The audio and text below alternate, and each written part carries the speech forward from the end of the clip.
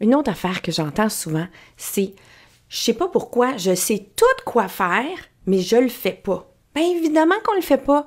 Parce qu'on est conditionné à manger notre cochonnerie. C'est que ça a l'air compliqué, ça a l'air d'une montagne. Puis quand c'est une montagne, ben on le fait pas.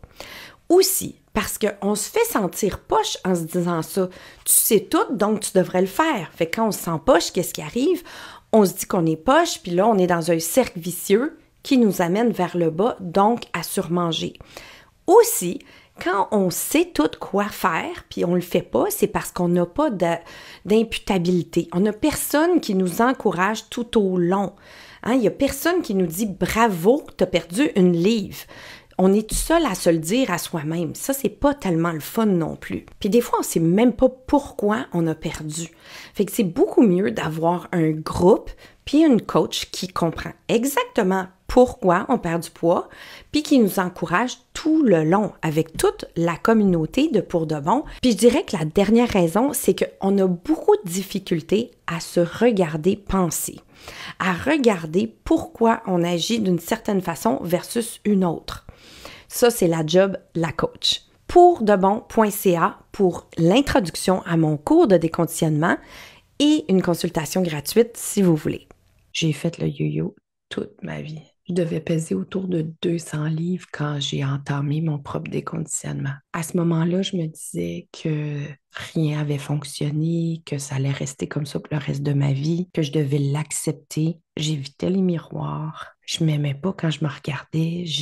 J'aimais ma tête, j'aimais qui j'étais dans ma tête, mais j'aimais pas la réflexion. C'est comme si la réflexion dans le miroir, c'était pas moi. J'étais heureuse, mais j'avais tout le temps un sentiment que je passais à côté de ma vie, sans savoir c'était quoi exactement. C'est comme si je savais que je pouvais pas être épanouie, que c'était pas possible pour moi, comme si mon poids était une fatalité que je pouvais pas changer. Je me disais que pour moi, c'était pas possible. J'étais pas bien dans ma peau. Puis il fallait que je l'accepte pour le reste de ma vie. J'étais quelqu'un de bobli, puis il fallait que je l'accepte, c'est tout. C'est ça que je me disais. Et là, du jour au lendemain, tout a changé quand j'ai réalisé qu'on pouvait ouvrir une porte dans notre tête. Je l'ai d'abord fait avec l'alcool, puis 2 ans plus tard, je l'ai fait avec la surbouffe. Puis depuis ce temps-là, je suis devenue une spécialiste du déconditionnement.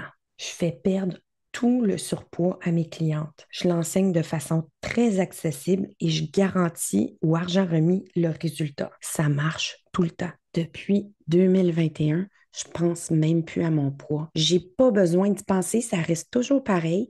Je me sens enfin moi, je me reconnais dans le miroir. Je suis comme la personne que j'avais dans ma tête. Puis je le sais que c'est pour de bon parce que la surbouffe, tout ce qui me faisait engraisser ou qui me gardait stagnante, ne m'appelle plus du tout. Je suis libérée de tout ça. Si tu te reconnais dans ma vidéo, viens, je vais t'aider.